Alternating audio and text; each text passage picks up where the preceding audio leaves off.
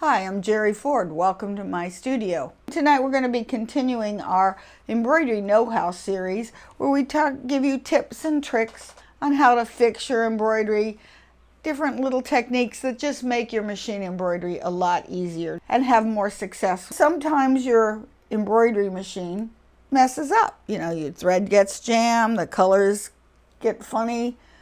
You may have a stain on your thread or whatever, something that, and then instead of throwing it away and starting again, sometimes you can fix them, especially when when lettering is concerned. This piece was done by my friend Nadine many years ago, before we had embroidery machines, and she's done lettering. Years and years ago, we used to do all of our lettering with a sewing machine, and it was a function of a zigzag, and I'm going to show you how you do that. When I was a kid, I had to learn how to do calligraphy because embroidery machine sewing lettering is in essence calligraphy. And this was done on a sewing machine using a simple zigzag, different widths and angles. Is it perfect? No, but can you even tell from there? No, it's great. So what is calligraphy? Years ago, you'd see calligraphy in all kinds of books, Bibles, and whatnot. Where's actually where calligraphy began. There's different styles and types of calligraphy, and I'm not going to really show you how to do too much calligraphy here. You can study this for years. In fact, I'm so rusty with the calligraphy, I don't even know how good mine's going to look.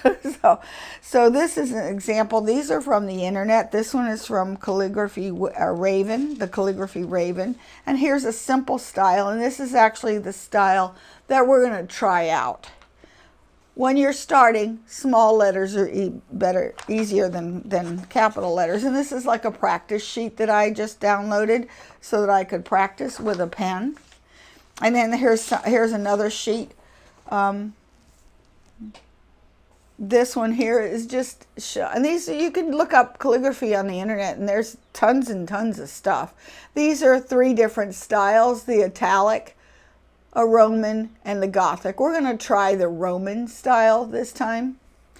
And the books tell you how you hold your pen at a certain angle. And let's try it with some just on paper first. You can buy flat note. You can do it with a pen. You can do it with a regular marker. I learned on a regular calligraphy pen, which was chiseled, and much like, well, highlighter. Here's this highlighter here. See how it's angled and it's flat on one side? So this is actually one I like. You can use an ordinary marker. And notice this marker has a blunt end and a thin end. When I was a kid, we would practice with a pencil by just simply taping 2 pencils together. And tape them, and then you could just get them even. So I can just have a reference line on my paper somewhere. Then I'm going to take this and make a 45-degree line, just so that I can have something visually, especially when you're learning. Okay? I know I have to hold my pen at this angle so that it matches that. And then I can just start to make,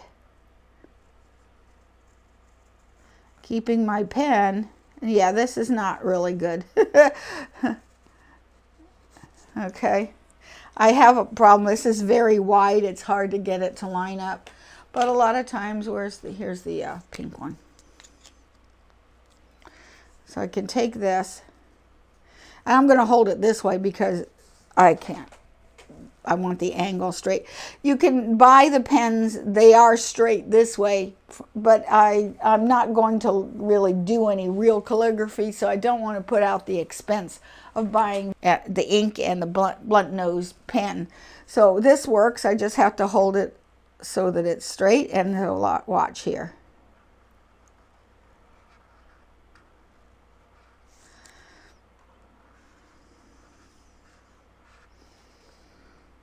And then I'm just following the little diagram. You can go like that, and this goes up, and then it gets fatter. I have found with the pen it's easier to use like a 30-degree angle, just get a little bit better. And a B would be like this. And then a C. C. And you want to keep that angle of that pen the same. You could just do your regular writing. I don't like that. Let's go like this. D. E is a good one to practice.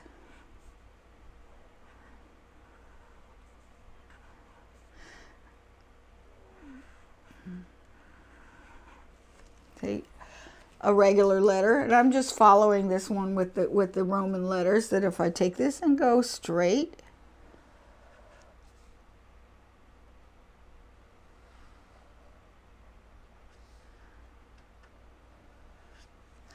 so you could do all kinds of characters. You could just hold this at an angle, and let's just say I'm going to do A. Okay. I'm going to keep my at a 30-degree angle, and I'll come this way.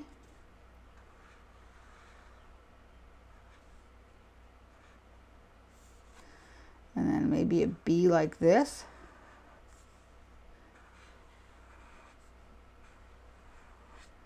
And a C. W here would be fun.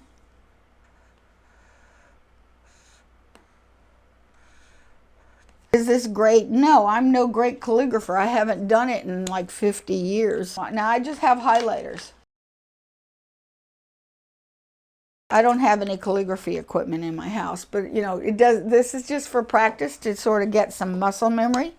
So this kind by accent is slanted. I find I have better luck with thinner. Let's see, an A. You can't see that though. Well, yeah, you can a little bit. And a B. You can get smaller letters. The smaller the zigzag. I call from one end to the other my zigzag, because that's essentially what it is. And this, I'm going to get another piece of paper because we're running out here. And you can take these shapes, and like here's one that I've got from the internet, okay, from Calligraphy Raven, and they have a really nice channel. So if you're interested in calligraphy, this is a good one to use. And again, I would draw my reference line usually somewhere in the corner, just so that every once in a while I can peek up at it and see what that reference line is supposed to be. Okay, and so now when I hold this, I'm going to follow, and it even tells you which way to do your strokes. So like this small A would be like,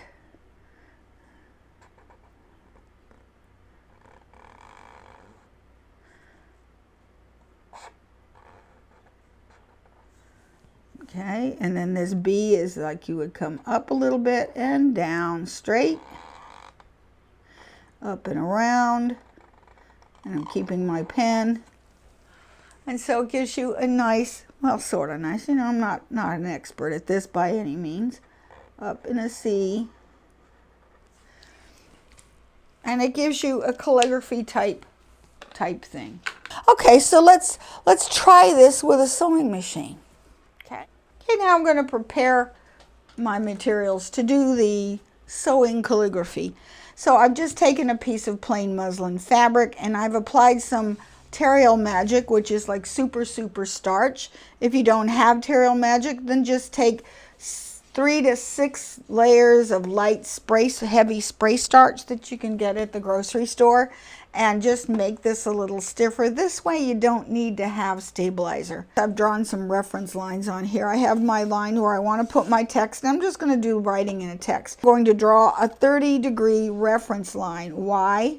Because we have to turn our fabric 30 degrees. There's lots of little things here that are parallel that I can use. I could put these lines anywhere. I'm using my friction pen because this is practice, and therefore but this will erase away with a hot iron. And I'm going to do the lowercase because the lowercase is easier. You can practice with other stuff.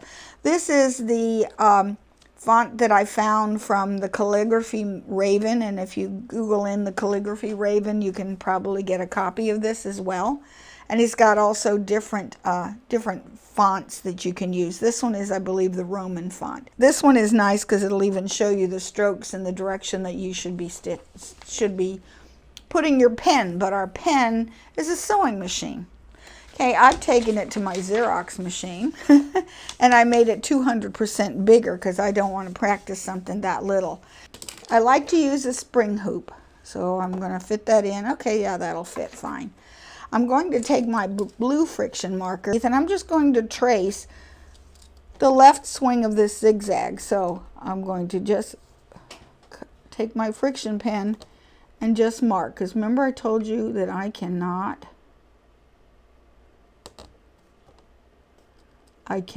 draw, but I can trace. Okay. And don't be upset if it doesn't come out exactly like this, and that's okay. I'm just going to do a few letters. And again, here's the left, see, as it goes this way, this is the left side of that zigzag. And here's the C. It also is going to be helpful if you have your machine recessed into the table so you have a nice flat surface. Let me see, here we go.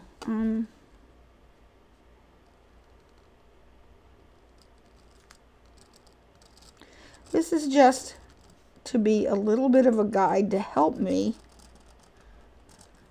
draw these letters. Okay, so now I have them sort of drawn in. I'm going to keep my reference sheet handy and just keep it off to the side. Now, for the feet, you want to use a free motion foot. Any free motion foot will do. I'm using one. However, you want a free motion foot that's got enough width into the plate, so, and also into the bottom throat plate, so that it'll accommodate the zigzag. Okay, and I've just used regular embroidery bobbin thread, and I'm going to use blue embroidery thread in the needle. I'm going to hoop the fabric because I've got the Terril Magic. You don't really need to have stabilizer, but if you feel like you need it, go ahead and put in stabilizer. Okay, so I'm just going to clip it in. I like to use this kind of spring hoop because it's easy to move around.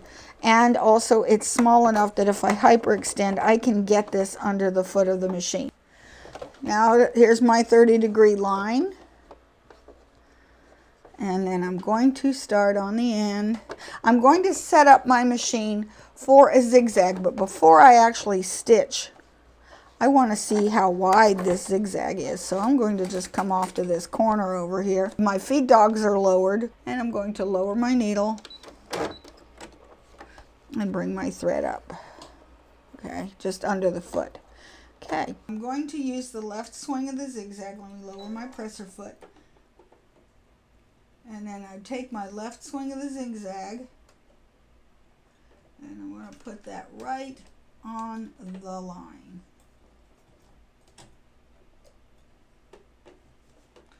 I'm going to pull this up. Okay. Now, I want to keep this 30-degree line right straight across like that. The faster you go, the smoother your line is, but at first you're going to go as smooth as you're comfortable. And I've put the spring on upside down so the fabric is sitting flat against the bed of the machine. Okay, and how fast you go is up to you. But what I'm doing is I'm taking, here's my line is sort of about 1/8 of an inch in from that red mark, and I'm keeping that right smooth as I can. And I did, see, I'm going too fast. See how that looks a little oh, that looks terrible, zigzaggy. So I'm going to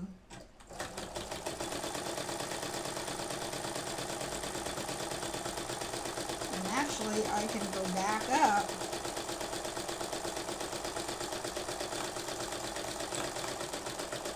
because because I have found it looks better. And then, oh, see how I'm getting a little off? Okay, I want it to go pretty much this way, straight across. That gives me a thin line. And I'm off my 30 degrees again. It's easy to do.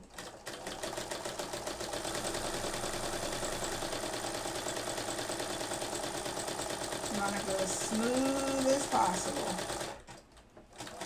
And blend it in. You can always do a little jiggle. I don't worry about back tacking. Then I'm going to raise the presser foot and I'll go to the next position. I'm not going to break the threads. Okay, and then just here we go. Take a breath and go.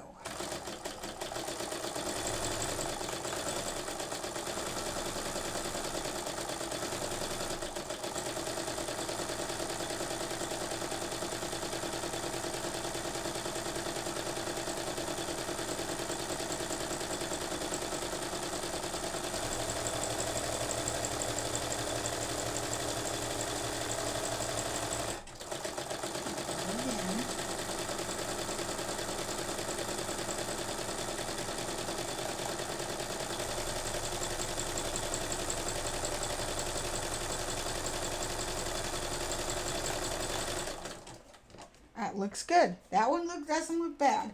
Like I said, I have not done this for a good 40 years, 50 years, you know.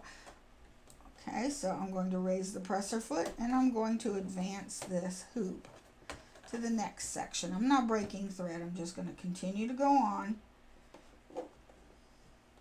Scoot it down here a little bit.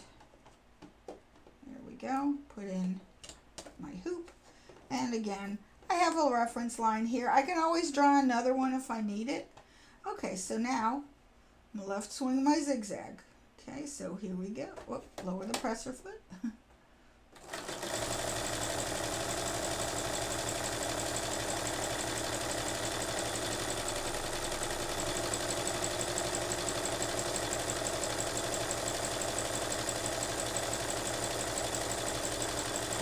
That wasn't really good. I was missing the line. You know what I'm going to do? Raise that presser foot. I'm going to increase my stitch width because I seem to want to follow this line. So I'm putting my stitch width all the way at 7. Let's see what happens there.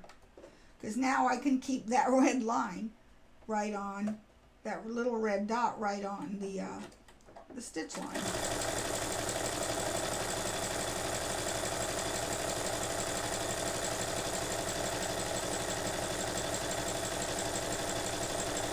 Just following the line.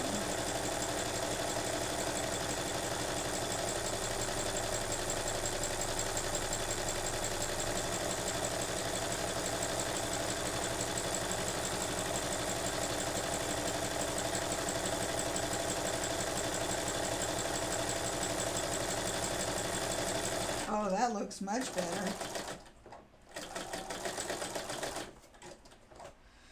Actually, having that line helped me a lot. Okay, and also you can really see the difference. Now I have to work on not moving my hands so fast. So I'm going to draw some more letters and let's keep going. Okay, let's continue on here. So I'm going to grab my thread and just move my hoop, drew some more letters on here, and let's go ahead and try this. And don't be too shy.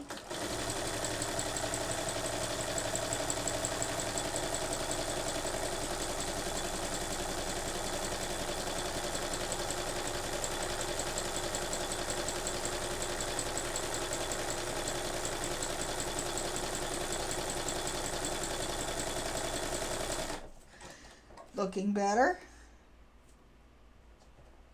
There, I think I can get that in. Alrighty, this one looks like this one's nice and easy.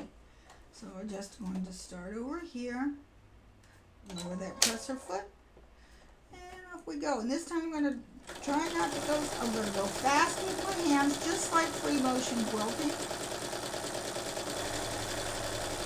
Slow with my hands,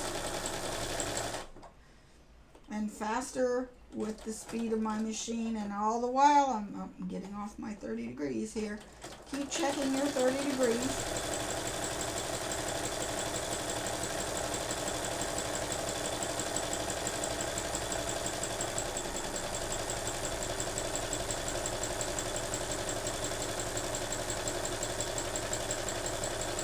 Going over it again because it just looks better, thicker.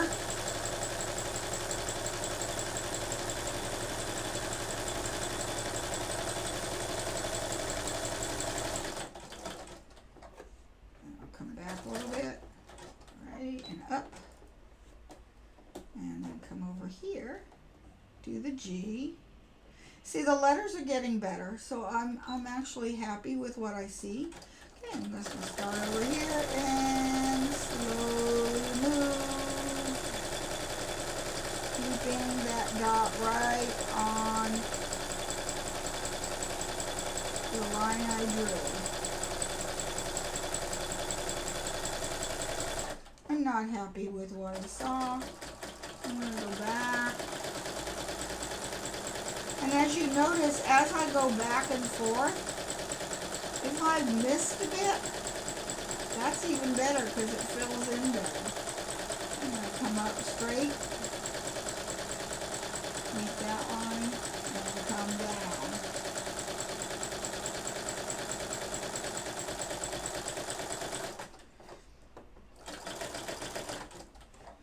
Oop. I went way too zigzaggy in here. Okay.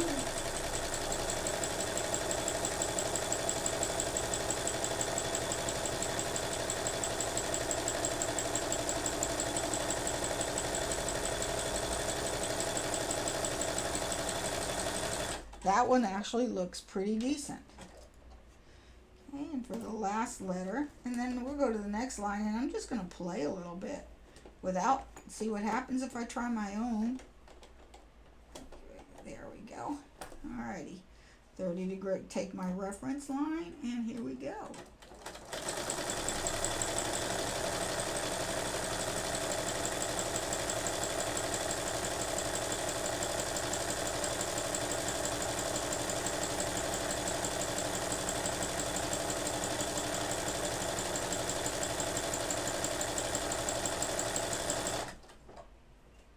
Got a tension issue here going on.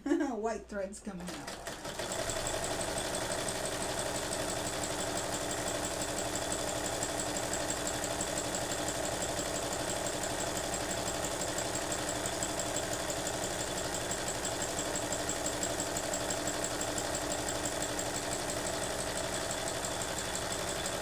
Come up and down.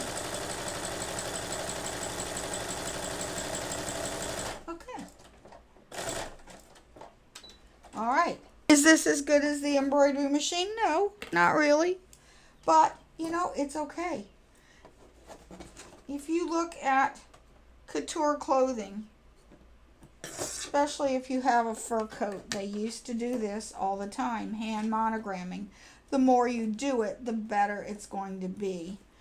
Now, would I probably do this all the time? No, I'm going to rely on my embroidery machine, but I can now, if I end up with a break, I can fix some of those gaps. Okay, now I'm going to actually just move on to this next line. And I'm just going to see what happens if I just try to do some shapes, just to practice some of these shapes. Like the straight up and down and the side to side, maybe doing circles and some curly cues. Just let's do some free motion stuff and see what happens. Again, I'm going to keep that 30-degree line parallel, and I'm going to just start, lower my presser foot, and just start stitching.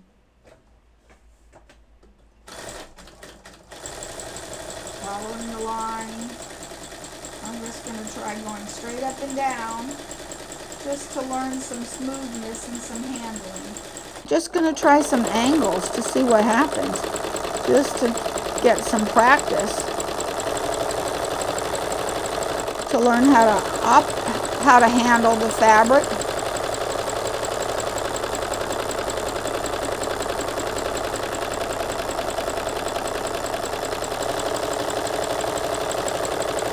Okay, I need to go, and I'm not going to worry too much about density. I'm just going to start moving.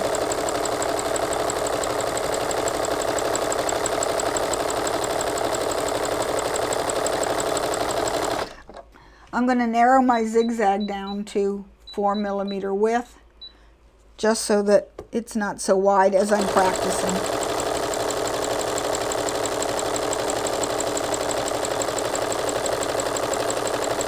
Oh, see, that looks nice. Maybe, let's go to 4.5.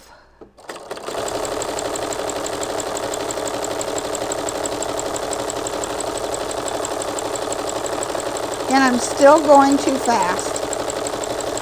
Now say I wanted to fill in a shape, so I'm going to draw a circle here.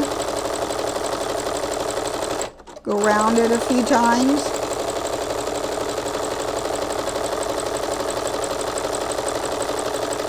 Maybe in the other direction. And then now to how we got the fill stitches. Okay, I'm just going back and forth, up and down to fill in.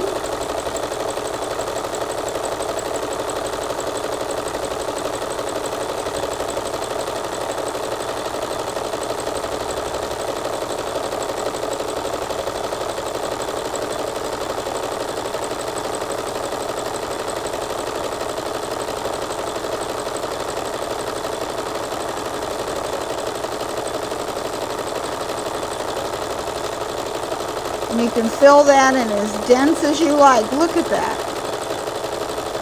If I want a straight line, I'm just going to do real slow. And then I could actually lower this down to maybe 2 and give myself a nice thick outline.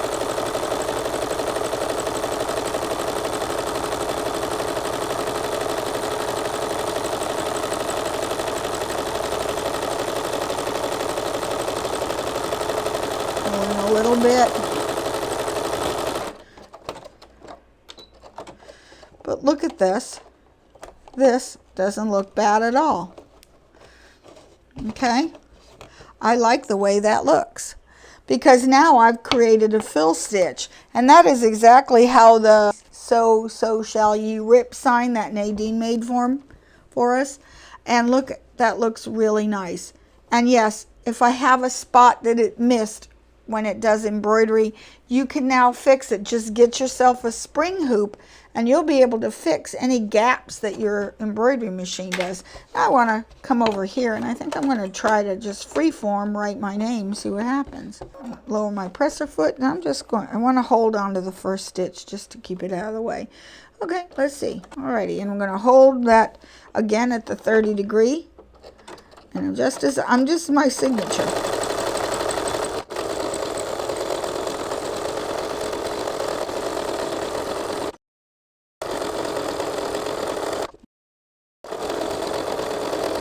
The presser foot, and give me some slack,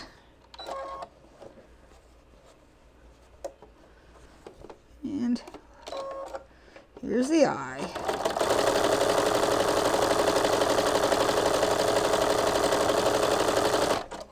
That's not bad. See if that cutter works. Yeah, it does. Okay, let's take it out and take a look at this. Well, it looks like a word. Can it look better? Yeah, but I don't have a lot of practice behind me. This is not something I do often.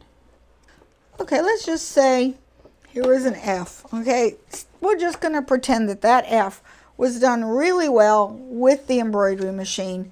However, you had a gap and you were just stitching and not really paying attention, and you already removed it from the hoop. And you think, oh, am I going to line that back up to fix that? Like, no. So what you can do is, like, instead of starting all over again or making yourself crazy trying to align this hoop back into the embroidery machine so that you can restitch this. And this happens more often with the multi-needle machines because we just don't monitor them the same way. Usually those are pretty hands-free. You go off and then you're all done and you're in a hurry. You unhoop it and then is a OD moment. What you can do is take a spring hoop. That's why it's good to have one.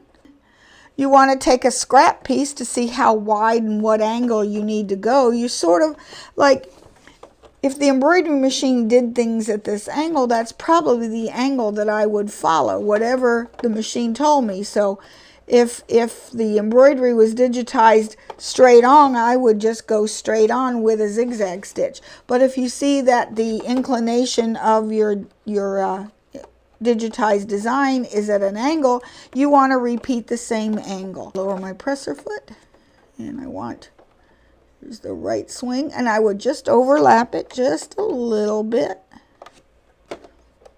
Right there. Okay, and then try to, there, now I've matched the same angle. So now I can fix the gap. Go over your good stitching a little bit. And look, you have fixed your embroidery without a lot less hassle. This is a real handy tool in order to be able to fix your embroidery. Hopefully this will help fix some of these embroidery projects that go wrong in the hoop, and also you're gaining some skills at your sewing machine. You can take your ordinary sewing machine and actually create some calligraphy. This actually didn't turn out too bad. It started out a lot worse over here where the letters look kind of wonky, but with practice, actually my G and the H turned out really well. When I just didn't care and just started free-form stitching, it worked really well. Even if I filled in a gap, which was similar to that.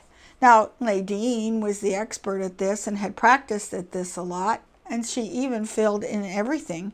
And I mean, is it perfect? No, it's okay. That's what gives it character. If I press away the marks,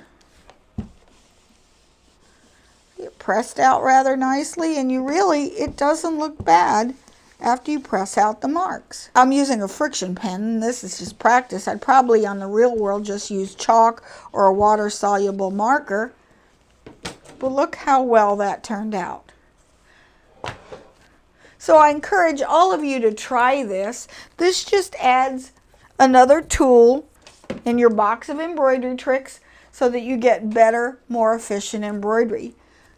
Okay, if you have any questions, then send me an email at waltzquilt@yahoo.com, and I hope you'll join us for future sessions of Embroidery Know-How.